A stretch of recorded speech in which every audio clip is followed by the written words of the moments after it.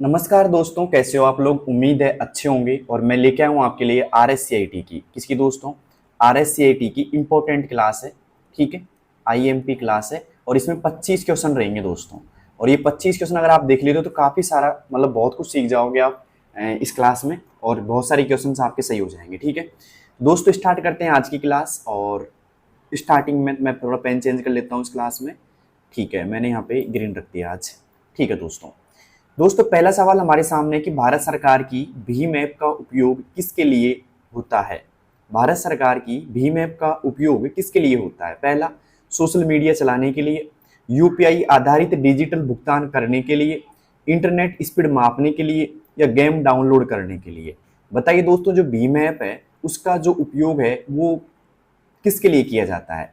अगर आपको आता है तो आप इसका जवाब कमेंट बॉक्स में दे सकते हैं। ठीक है, क्योंकि इतना जितना आंसर आप दोगे ना उतना ही आपको क्लियर होगा टॉपिक। ठीक है, तो बात करें यहाँ पे दोस्तों भीम यूपीआई की, तो यहाँ पे पहला आ रहा है सोशल मीडिया चलाने के लिए, यूपीआई आधारित डिजिटल भुगतान करने के लिए, इंटरनेट स्पीड मापने के लिए, या गेम डाउनलोड करने के लिए। ठीक है, तो जो यहाँ पे भीम ऐप का जो उपयोग किया जाता है दोस्तों, वो किया जाता है यूपीआई आधारित डिजिटल भुगतान करने के लिए। यूपीआई आधारित डिजिटल भुगतान करने के लिए बी ऑप्शन इज राइट यहाँ पे। ठीक है, अब चलते हैं दोस्तों दूसरे सवाल की ओर। ठीक है, दूसरा सवाल क्या है दोस्तों, ध्यान से देखिएगा। साइबर सिक्योरिटी में स्ट्रॉन्ग पासवर्ड से क्या मतलब है। स्ट्रॉन्ग मतलब मजबूत, पासवर्ड से क्या मतलब है भाई। केवल नाम और जन्म तिथि लिखना, पासवर्ड छोटा और ऐसा आसान होना, पासवर्ड में बड़े अक्षर, छोटे अक्षर, अंक और विशेष चिन्ह का प्रयोग करना, या पासवर्ड सबको बताना। दोस्तों साइबर सिक्योरिटी जो है उसके अंदर, या फिर स्ट्रॉन्ग पासवर्ड मतलब ये होता है कि आपके पासवर्ड एक तरीके से ऐसे होने चाहिए जो किसी को पता ना लगे। ठीक है, तो यहाँ पे आपको स्ट्रॉन्ग पासवर्ड बनाने के लिए उसमें बड़े अक्षर भी होनी चाहिए, मतलब कैपिटल भी होनी चाहिए। ठीक है, साथ में स्मॉल लेटर भी होनी चाहिए, अंक भी होनी चाहिए। ठीक है, और विशेष चिन्ह जैसे मान लो @ हो गया, हैज हो गया, स्टार, ऐसे चिन्ह भी होने चाहिए पासवर्ड के अंदर। तो यहाँ पे जो सही जवाब होगा वो होगा कि पासवर्ड में बड़े अक्षर यानी कि कैपिटल है ना, स्मॉल लेटर, अंक यानी नंबर्स, विशेष चिन्ह। ओके, जैसे कि हो गया @ हो गया है ना, हैज हो गया, हैज @ हो गया है ना, डॉलर सिंबल हो गया, ऐसे चिन्ह आप प्रयोग में ले सकते हैं। तो यहाँ पे आएगा सी ऑप्शन इज राइट। किस किस को समझ में आ गया दूसरा क्वेश्चन भाई। तो स्ट्रॉन्ग पासवर्ड के लिए आपके पासवर्ड में बड़े अक्षर, छोटे अक्षर, अंक, विशेष चिन्ह आदि होने चाहिए।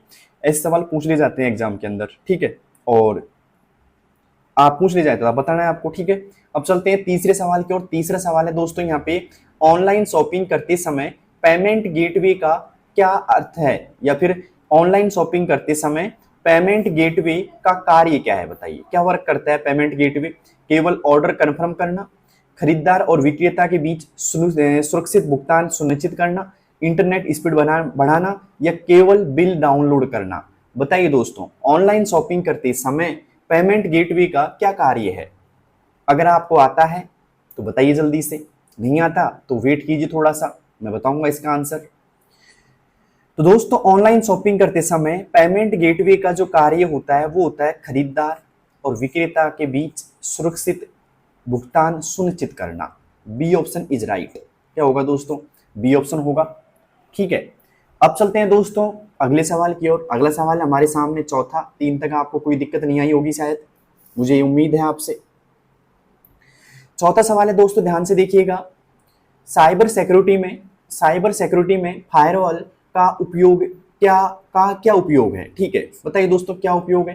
पहला, कंप्यूटर को गर्म होने से बचाना, इंटरनेट पर अवांछित एक्सेस रोकना और नेटवर्क की सुरक्षित रखना, या इंटरनेट स्पीड बढ़ाना, या कंप्यूटर को बंद करना। बताइए दोस्तों साइबर सिक्योरिटी से में फायरवॉल का जो उपयोग है वो क्या है दोस्तों। इसका जो उपयोग होता है वो होता है इंटरनेट पर अवांछित एक्सेस रोकना और नेटवर्क को सुरक्षित रखना। ठीक है, मतलब प्रोटेक्ट करता है एक तरीके से। तो बी ऑप्शन इज राइट। चौथे में आएगा दोस्तों बी। अब चलते हैं दोस्तों पांचवें क्वेश्चन की ओर। पांचवा क्वेश्चन देखिए सामने, ई गवर्नेंस का सबसे बड़ा लाभ क्या है। ई गवर्नेंस का सबसे बड़ा लाभ क्या है। केवल ऑफलाइन काम करना, नागरिकों को सरकारी सेवाएं ऑनलाइन और पारदर्शी तरीके से उपलब्ध कराना, केवल गेम खेलने की सुविधा देना, या मोबाइल की बैटरी को बचाना। बताइए दोस्तों ई गवर्नेंस का क्या लाभ है। मैं बता दूं दोस्तों, यहाँ पे आपको सभी का आंसर देना है कमेंट बॉक्स में, और साथ साथ में इस क्लास को शेयर भी कर दूं उन दोस्तों के पास में जिनको मतलब एक तरीके से कंप्यूटर से दिक्कत आ रही है, या फिर जिनकी एग्जाम है, या फिर जिनकी RSCIT की एग्जाम लगने वाली है हाल फिलहाल में, ठीक है, उनके पास इस क्लास को आप शेयर कर सकते हैं, ठीक है। तो ई गवर्नेंस का सबसे बड़ा जो लाभ है वो है दोस्तों, नागरिकों को सरकारी सेवाएं ऑनलाइन पारदर्शी तरीके से उपलब्ध कराना। क्या दोस्तों? नागरिकों को सरकारी सेवाएं ऑनलाइन और पारदर्शी तरीके से उपलब्ध कराना, ठीक है। तो यहाँ पे आएगा दोस्तों बी ऑप्शन। क्लियर है तक का? ई गवर्नेंस का मतलब आप समझ ही गए होंगे क्या है। तो ई गवर्नेंस का जो मतलब है ये है दोस्तों, ऑनलाइन सेवाएं पारदर्शी और सही तरीके से, एक तरीके से उपलब्ध कराना, ठीक है, सरकारी सेवाएं।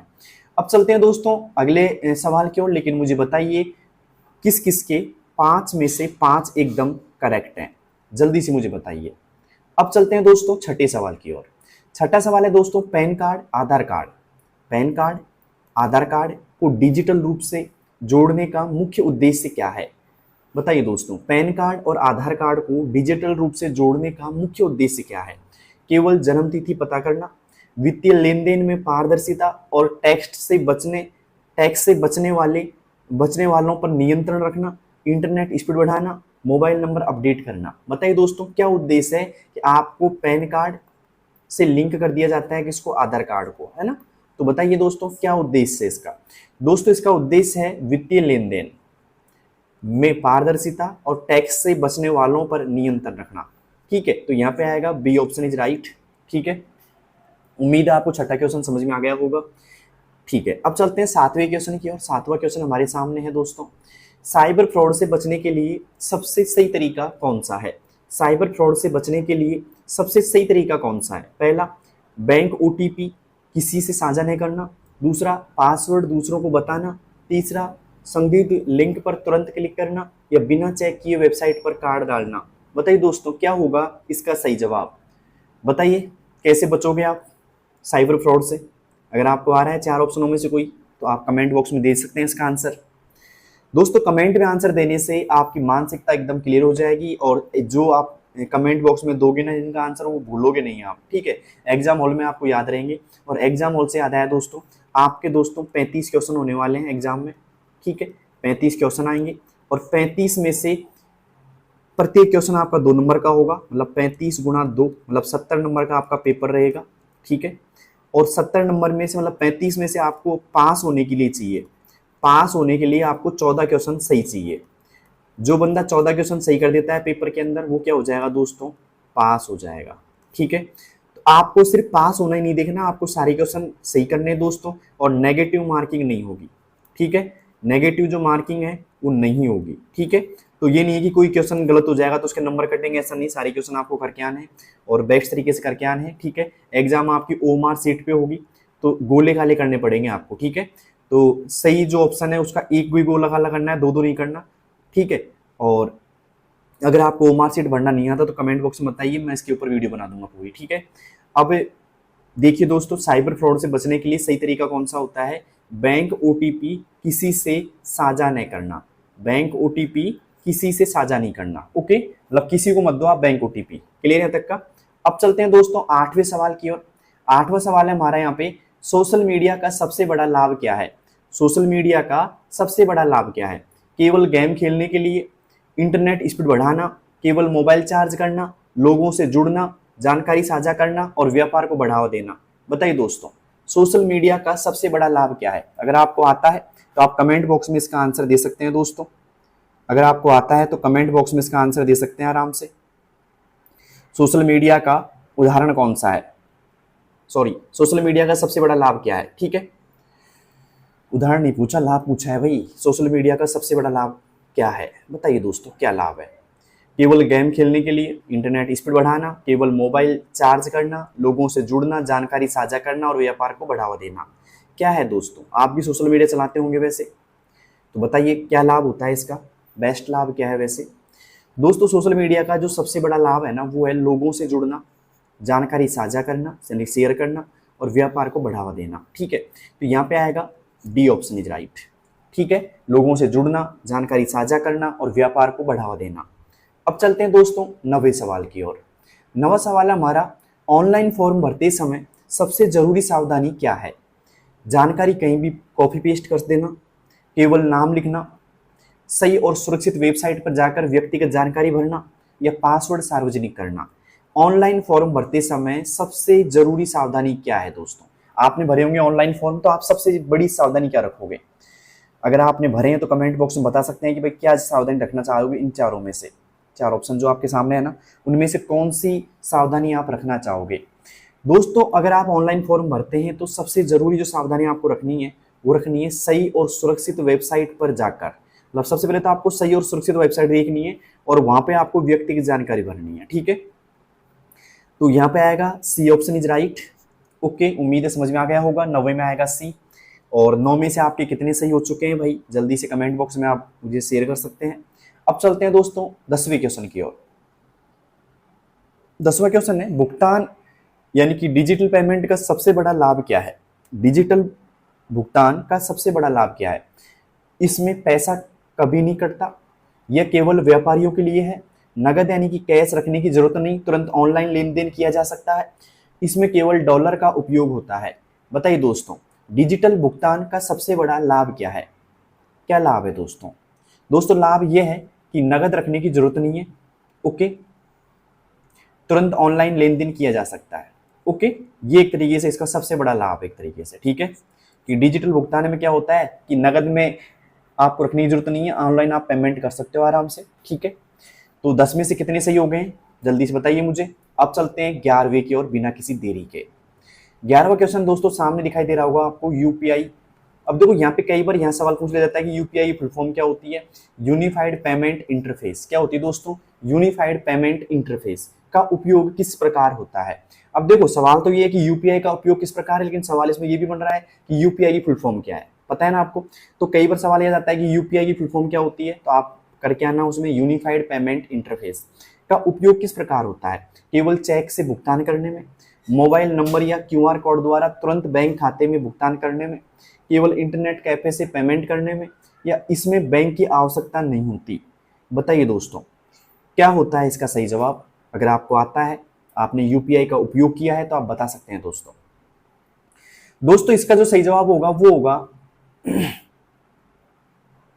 मोबाइल नंबर या क्यूआर कोड द्वारा तुरंत बैंक से भुगतान करने में, ठीक है। तो यहां पे आएगा बी ऑप्शन, मोबाइल नंबर या क्यूआर कोड द्वारा तुरंत बैंक खाते से भुगतान करने में इसका उपयोग किया जाता है, ठीक है। अब चलते हैं दोस्तों 12वें क्वेश्चन की ओर। उम्मीद है 11वां आपको समझ में आ गया होगा। 12वां क्वेश्चन हमारे सामने दोस्तों, निकालता हूं देखो अभी मैं, ठीक है। आ गया 12वां क्वेश्चन सामने। आईएमपीएस, एनईएफटी और आरटीजीएस किससे संबंधित है?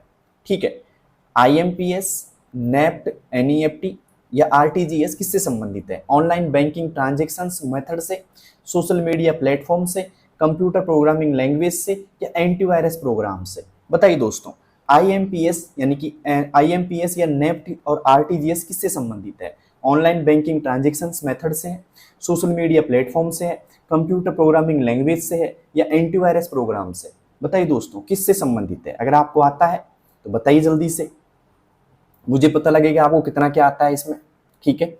और एक बात, मैंने RSCIT की प्लेलिस्ट बना रखी है भाई, ठीक है। तो ये मत समझना कि एक वीडियो काफी है आपके लिए, एक वीडियो से पार नहीं पड़ेगी दोस्तों। आप RSCIT की जो प्लेलिस्ट मैंने बना रखी है, आप उसको पूरी को एक बार वॉच कीजिए, ठीक है, पूरी देखिए, ठीक है। मैंने लगभग काफी सारे वीडियो डाल रखे हैं उसमें, तो आप सबको देखिए एक बार, ठीक है, और आपको बेटर समझ में आएगा और बेटर आप कर पाओगे एग्जाम के अंदर, ठीक है।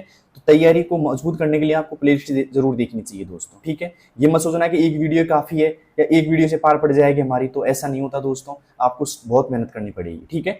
35 क्वेश्चन में से जो भी आपको पासिंग मार्क्स है उसको लाने में बहुत मेहनत करनी पड़ती है दोस्तों, ठीक है। तो उम्मीद है मेरी बात आपको समझ में आ रही होगी। अब चलते हैं दोस्तों इसके आंसर की ओर। IMPS, NEFT और RTGS जो संबंधित है ना दोस्तों, वो है दोस्तों ऑनलाइन बैंकिंग ट्रांजेक्शन मेथड से। तो A option is right, online banking transactions method से, ठीक है। तो 11वें का मैंने आंसर दे दिया था, 12वें का भी आपको पता लग गया है दोस्तों। अब चलते हैं 13वें क्वेश्चन की ओर। 13वां क्वेश्चन है, डिजिटल वॉलेट पेटीएम, फोन पे, गूगल पे का मुख्य कार्य क्या है? डिजिटल वॉलेट पेटीएम, फोन पे, गूगल पे का मुख्य कार्य क्या है? केवल SMS भेजना, ऑनलाइन पेमेंट करना, इंटरनेट स्पीड बढ़ाना या कंप्यूटर की रैम बढ़ाना। बताइए दोस्तों क्या उपयोग है इसके, कि डिजिटल वॉलेट यानी कि पेमेंट, पेटीएम, फोन पे और एक तरीके से गूगल पे से जो आप पेमेंट करते हो, है ना, पेमेंट ही करते हो, बोल दिया मैंने आंसर। तो दोस्तों यहाँ पे पेमेंट जो होता है ना, इनसे तो ऑनलाइन पेमेंट होता है ना, मोबाइल के द्वारा। तो यहाँ पे आएगा ऑनलाइन पेमेंट करना, ठीक है। तो B option is right, online payment करना, ठीक है। क्लियर यहाँ तक का।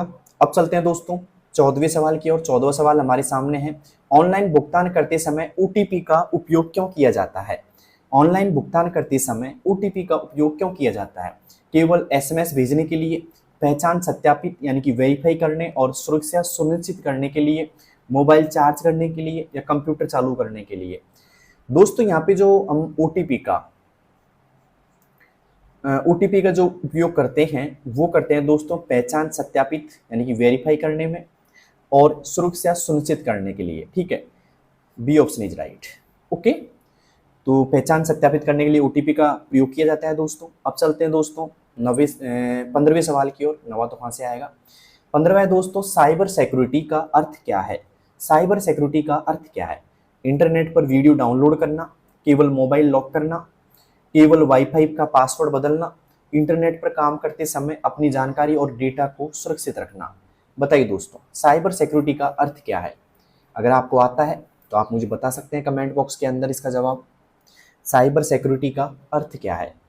इंटरनेट पर वीडियो डाउनलोड करना, केवल मोबाइल लॉक करना, केवल वाईफाई का पासवर्ड बदलना या इंटरनेट पर काम करते समय अपनी जानकारी और डेटा सुरक्षित रखना, ठीक है। दोस्तों साइबर सिक्योरिटी का जो अर्थ है ना वो है इंटरनेट पर काम करते समय अपनी जानकारी यानी कि इंफॉर्मेशन और डेटा को सुरक्षित रखना, सिक्योर रखना, ठीक है। तो यहाँ पे आएगा D option is right, internet पर काम करते समय अपनी जानकारी और डेटा को सुरक्षित रखना, ठीक है। अब चलते हैं दोस्तों 16वें क्वेश्चन की ओर, लेकिन मुझे बताइए 15 में से आपके कितने सही हुए, ठीक है। अब चलते हैं 16वें क्वेश्चन की ओर। 16वां क्वेश्चन है दोस्तों, ध्यान से देखिएगा। फिशिंग अटैक किसे कहते हैं?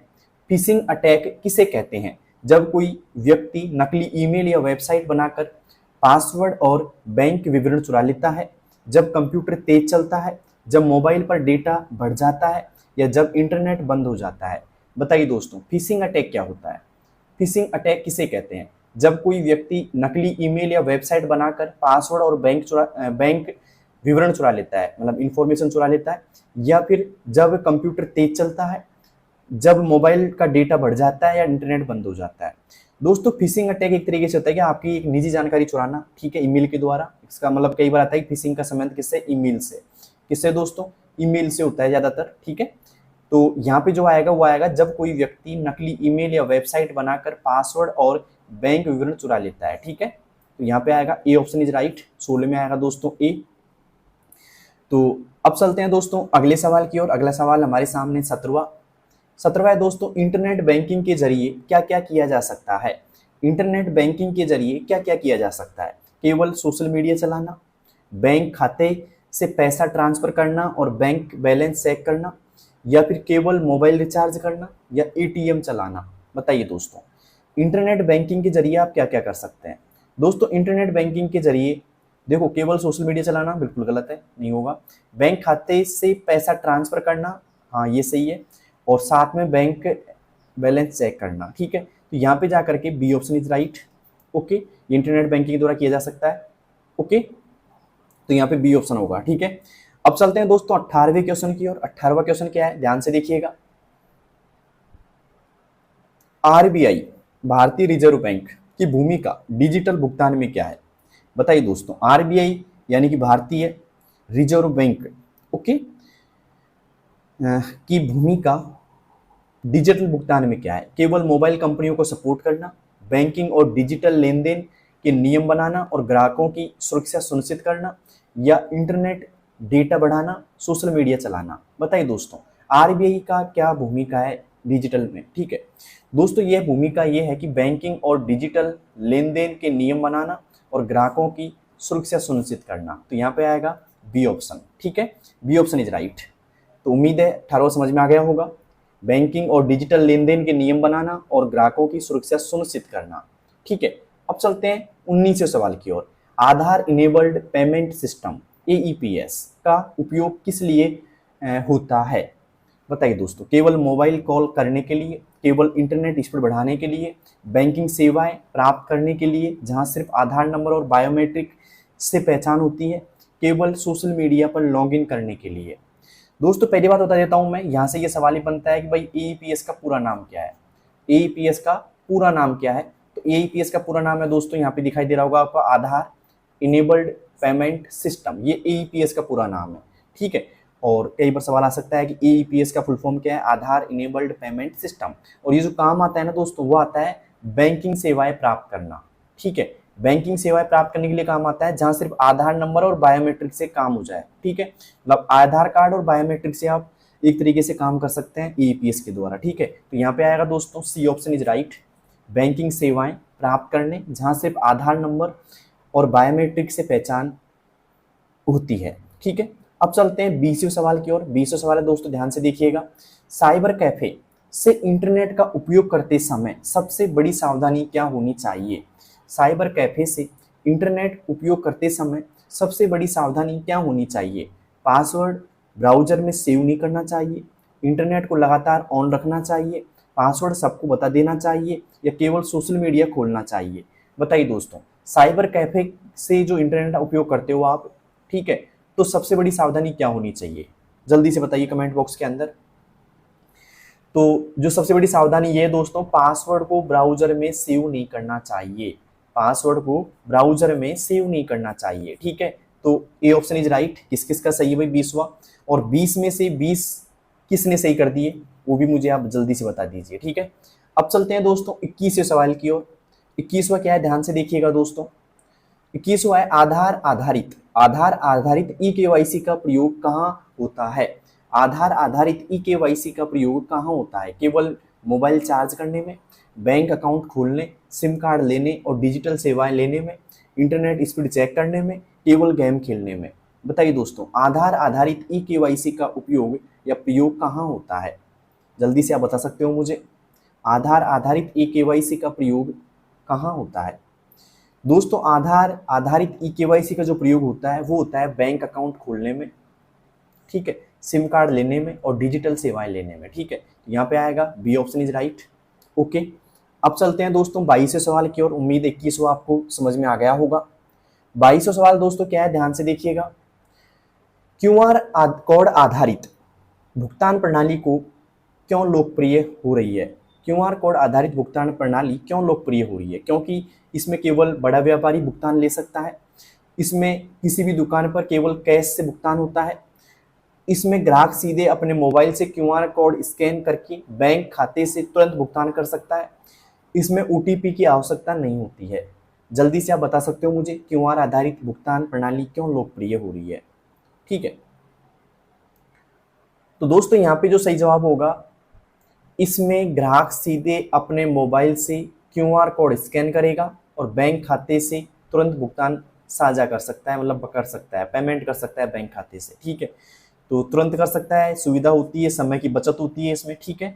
तो ये चीज़ें होती हैं दोस्तों। क्यूआर कोड आधारित भुगतान प्रणाली क्यों लोकप्रिय हो रही है? क्योंकि इसमें ग्राहक सीधे अपने मोबाइल से क्यूआर कोड स्कैन करके बैंक खाते से तुरंत भुगतान कर सकता है, ठीक है। अब चलते हैं दोस्तों 23वें सवाल की ओर। 23वां सवाल है यहाँ पे, रुपे कार्ड किसके द्वारा जारी किया गया भारत का घरेलू नेटवर्क है, घरेलू कार्ड नेटवर्क है? बताइए दोस्तों, रुपे कार्ड किसके द्वारा जारी किया गया भारत का घरेलू कार्ड नेटवर्क है? गूगल के द्वारा, NPCI के द्वारा, SBI के द्वारा या एयरटेल के द्वारा? बताइए दोस्तों किसके द्वारा? दोस्तों बात करें रुपे कार्ड की, RUPAY, रुपे कार्ड की बात करें हम, तो रुपे कार्ड को जो यहाँ पे जारी किया था वो किया है दोस्तों NPCI के द्वारा। किसके द्वारा दोस्तों? NPCI के द्वारा, ठीक है। तो NPCI के द्वारा यहाँ पे जारी किया गया है दोस्तों इसको, तो यहाँ पे आएगा B option is right, NPCI के द्वारा। किस किस का सही है भाई? NPCI के द्वारा। अगर सही है तो एक बार लाइक करना और कमेंट बॉक्स में बताओ क्लास कैसी लग रही है आपको, ठीक है। क्लास में मजा आ रहा है तो आप जरूर बताना, और सब्सक्राइब नहीं किया अभी तक चैनल को तो कर लीजिए दोस्तों, क्योंकि सारे अपडेट आपको यही मिलने वाले हैं। और साथ में अपने उन दोस्तों के पास क्लास को शेयर कर सकते हैं जिनकी हाल फिलहाल में कोई कंप्यूटर संबंधित एग्जाम है, ठीक है। बहुत हेल्प मिलने वाली है इस क्लास से उनको, ठीक है। तो अब चलते हैं 24वें सवाल की ओर। 24वां सवाल है दोस्तों, साइबर क्राइम का उदाहरण कौन सा है? साइबर क्राइम का उदाहरण कौन सा है? ईमेल भेजना, इंटरनेट पर फिल्म देखना, किसी की बैंकिंग जानकारी चुराना और ऑनलाइन फ्रॉड करना, या सोशल मीडिया पर पोस्ट डालना। बताइए दोस्तों, साइबर क्राइम का उदाहरण कौन सा है? ईमेल भेजना, इंटरनेट पर फिल्म देखना, किसी की बैंकिंग जानकारी चुराना और ऑनलाइन फ्रॉड करना, या सोशल मीडिया पर पोस्ट डालना। बताइए दोस्तों। दोस्तों इसका जो सही जवाब होगा वो होगा किसी की बैंकिंग जानकारी चुराना और ऑनलाइन फ्रॉड करना। ठीक है, साइबर क्राइम का उदाहरण है एक तरीके से। तो सी ऑप्शन इज राइट, किसी की बैंकिंग जानकारी चुराना और ऑनलाइन फ्रॉड करना। ठीक है, अब चलते हैं दोस्तों 25वें सवाल की ओर। 25वां है दोस्तों डिजिटल लॉकर। डिजिटल लॉकर यानी डिजी लॉकर का मुख्य उद्देश्य क्या है? डिजिटल लॉकर यानी कि बात करें डिजी लॉकर का, ठीक है, मुख्य उद्देश्य क्या है? कंप्यूटर गेम स्टोर करना, डिजिटल रूप से दस्तावेज सुरक्षित रखना और सरकारी कामों में प्रयोग करना, मोबाइल मेमोरी बढ़ाना, या इंटरनेट डेटा स्टोर करना। बताइए दोस्तों 25वां जो कि अंतिम सवाल है आज का अपना, उसमें क्या सही जवाब होगा? बताइए दोस्तों। डिजिटल लॉकर यानी कि डिजी लॉकर का मुख्य उद्देश्य क्या है? कंप्यूटर गेम स्टोर करना, डिजिटल रूप से दस्तावेज सुरक्षित रखना और सरकारी कामों में प्रयोग करना, मोबाइल मेमोरी बढ़ाना, या इंटरनेट डेटा स्टोर करना। दोस्तों जो डिजी लॉकर का उपयोग होता है वो होता है डिजिटल रूप से दस्तावेज सुरक्षित रखना और सरकारी कामों में प्रयोग करना। ठीक है, तो बी ऑप्शन इज राइट होगा इसमें। अब मुझे बता दीजिए आप 25 में से आपके कितने सही हुए, वो तो कमेंट बॉक्स में आप बताओगे। क्लास कैसी लगी ये भी मुझे बताओगे। अगर अभी तक आपने सब्सक्राइब नहीं किया तो कर लीजिए दोस्तों, क्योंकि सारे अपडेट आपको ये मिलेंगे एग्जाम संबंधित। और दूसरी बात, अगर किसी भी आपके दोस्त की, भाई की जो भी एग्जाम है कंप्यूटर की, ठीक है, तो उनके पास इस क्लास को जरूर शेयर करो, क्योंकि इससे बहुत सारी आपको हेल्प मिलने वाली है उनको भी। ठीक है, और आपको खैर मिलेगी। और क्लास कैसी लगी जरूर बताना दोस्तों। मिलते हैं अगली क्लास में, और तब तक के लिए बेस्ट ऑफ लक। अच्छी तैयारी करते रहो आप, ठीक है, और ज़बरदस्त तैयारी करते रहो। साथ में एक बात कहना चाहूँगा, इस वीडियो को देखने के बाद में इस वीडियो संबंधित मतलब इस एग्जाम संबंधित आपकी प्लेलिस्ट मैंने बना रखी है, तो आप प्लेलिस्ट जरूर देखना एक बार, क्योंकि प्लेलिस्ट में सारी वीडियोस पड़ी हुई हैं। आप उनको सबको देखो आराम से, क्योंकि एक वीडियो महत्वपूर्ण नहीं होती, सभी वीडियो आपको देखनी पड़ेंगी। ठीक है, तो एक बार आप सबको जरूर देखना। ठीक है, प्लेलिस्ट में आपको मिल जाएंगी सारी RSCT संबंधित वीडियोस, है ना, तो आप उनको देखो एक बार और तैयारी को अपनी बेटर कर लो। ठीक है, मिलते हैं दोस्तों एक नई क्लास में, अगली क्लास में। तब तक के लिए बेस्ट ऑफ लक, धन्यवाद, बाय।